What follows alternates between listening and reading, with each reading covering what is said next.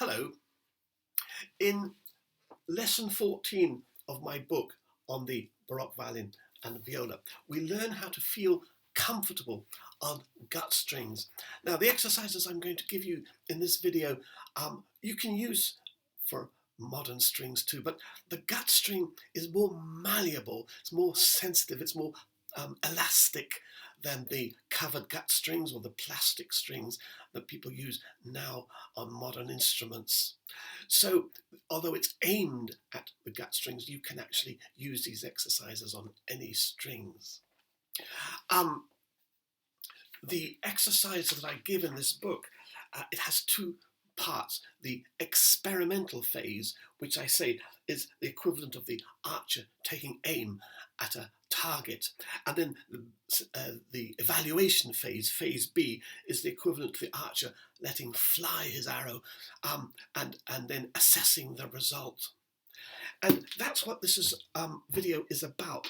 It's about monitoring the amount of contact needed to make a good sound. By good, I mean a sort of healthy sound, not one that's too breathy or one that's too harsh, but one which is what I call a bread and butter sound, a basic sound that has body and texture, but is clear as a bell. And we do that by using the underneath part of our fingers, this part here, which are so sensitive, the most sensitive parts of our anatomy. And we use that to feel through the stick, through the hair, and into the gut string, into the string. The second finger and the third finger slightly hooked underneath, and the first finger. All these fingers are absolutely alive to the demands of the sound. So if we have a hand that's too high, one often sees people playing with a high hand or high wrist, we need to bring that down so that we can take advantage of that sensitivity in the underneath part of the fingers. So the exercises I give in the book have to do with sort of normal strokes, if you will, short strokes. The first phase, the experimentation phase, I think that's going to be too much pressure. I think that's going to be too little. I think this is going to be okay. Let's see. Yeah, that was a sort of healthy sound. As opposed to this, so I'm struggling to overcharge it. You can hear that's kind of crushed a little bit. Or this, which is too breathy. So a good healthy sound. And at every stage, I take time to feel and to feel the way that the hair and the gut are interacting. Now, in order to do that, we have to be comfortable. A key word is always comfort. We have to make sure that the whole body is free. It's available for the hand. All the focus is in the hand, because that's what monitors, that's what produces the sound through the bow. So balance is a key word, because balance means comfort. You see, I'm balancing my bow. I don't actually hold it. Watch, I can even take my thumb out. Is that magic? No, it's balance. It's feeling comfortable. And at every stage of the bow, every part of the bow, that feeling of balance, of comfort, is going to be slightly different in a way that we can't evaluate. We can only feel it. We can't quantify it. That's the word. We can't quantify it. We can't learn it as such. And whatever sound we make, we have to have a different contact. And of course, the higher up the fingerboard we go, the strings will be more tense, and so that contact's going to be different. So it depends on the sound, and it depends whereabouts we are on the string. In this video, I'm going to go on to a further stage, and I'm going to show you how to make this kind of experiment using just the fingers. So I'm not using my wrist, I'm not moving the arm, just the fingers. I'm going to demonstrate with a pencil, and you need to be able to make this movement. Not everyone finds this so easy.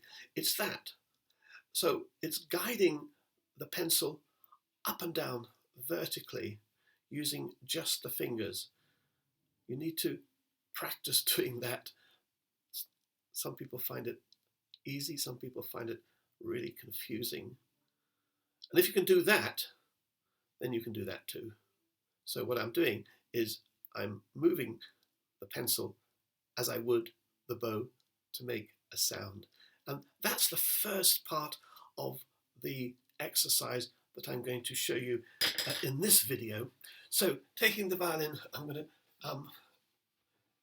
place the bow in the middle on the A string, and I'm going to make a feel the string in exactly the same way as I've described before, but this time I'm going to use a very short amount of bow, because I'm only going to use the fingers like that.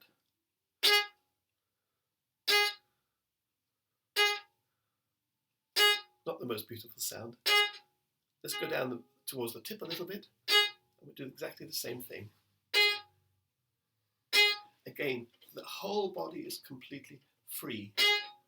There's no tension in the back or the shoulders or the elbow or anywhere else. Everything is focused on the place that really matters, which is the hand. And I can do this in all different parts of the bow, even towards the frog. And you can see it's just the hand, just the fingers that are doing that. Nothing else is actively moving. Now, having done that, that's the preparation. I'm now going to come back to the middle of the bow, and this time, instead of keeping the bow on the string, I'm going to do that experiment. So I'm feeling the amount of pressure, and this time, instead of keeping the bow on the string, I'm going to let it rise into the air. So I'm effectively plucking the string with the bow. And I'm aiming for a very clear sound, so there's nothing of that. It's just almost like well, it is like a pizzicato, but just using the bow, like that. Now, I'm going to go through the routine that I give in the book. I'll show it to you now. The routine starts on the E string, so I'm going to put the bow on the E string, and feel its sensitivity, and see if I can make a clear sound. That wasn't one. That's better.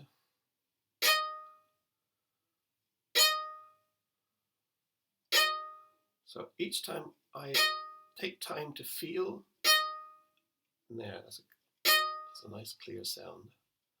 And again, I'm making sure the rest of my body is completely free. Now I'm going to put the bow back on the A string.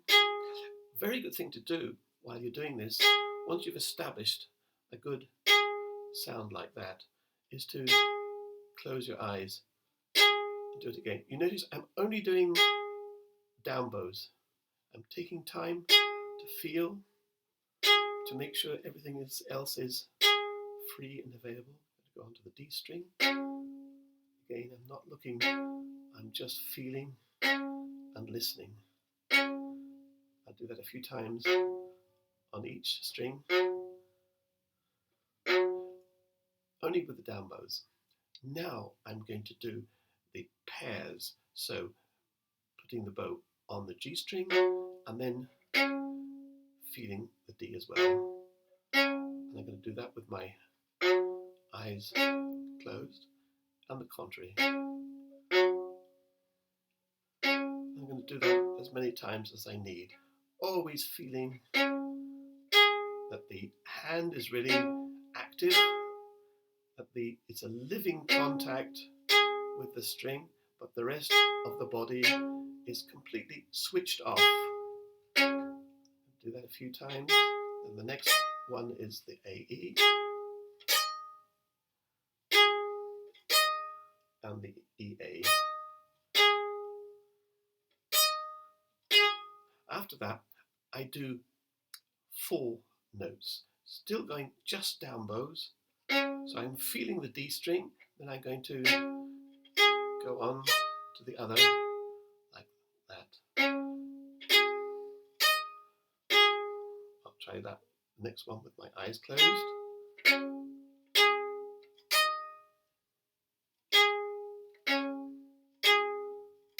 And the same routine with the lower strings. So over the G string, feeling the G string, letting the rest of the body go.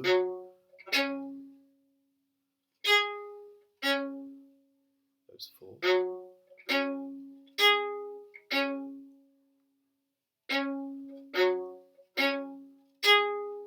Etc. And then I'm going to do the last 2, which is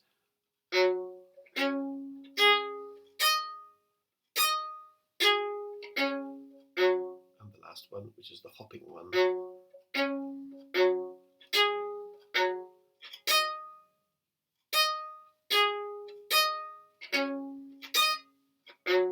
There. So what I'm doing is feeling that sense of balance and feeling that I can get that the contact right after a relatively short period of time, plucking it out of the air.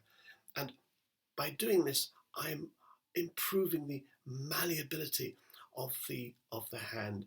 I'm not advocating a particular physical movement. I'm advocating a particular physical sensation which is caused by that movement. And for that, the hand has to be completely like a sponge. There's nothing hard or fixed about it. Once I've done that, I'm going to go back to the middle of the bow on the A string, and I'm going to do the same thing on the up bow. So I put the bow on the string, feel, and pluck the string in that way. And I'm going to go through the entire routine like that.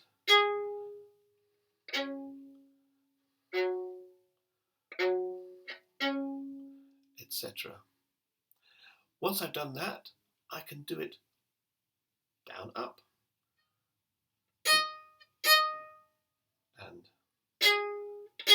also try this with your eyes closed until you get to the end of this routine.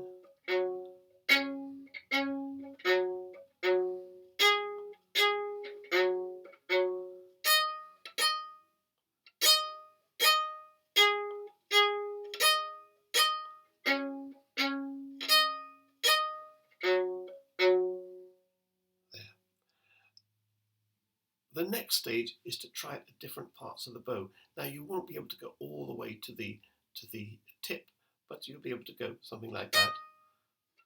So always the same thing, and also right at the frog. So those are sensitivity exercises. Remember, balance, comfort, sound.